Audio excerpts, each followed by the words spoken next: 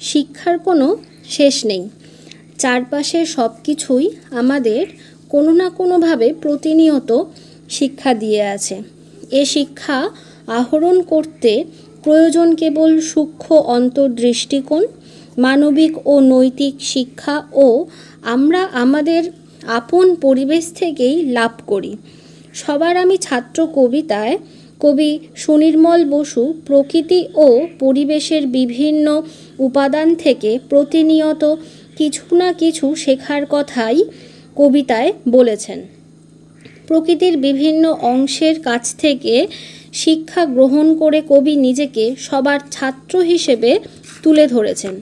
প্রকৃতির বিশালতা আমাদের শিক্ষা দেয়।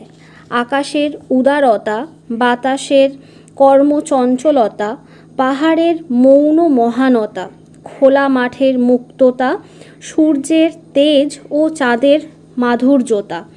প্রকৃতির এই সমস্ত উপাদান থেকে কবি শিক্ষা গ্রহণ করতে বলেছেন।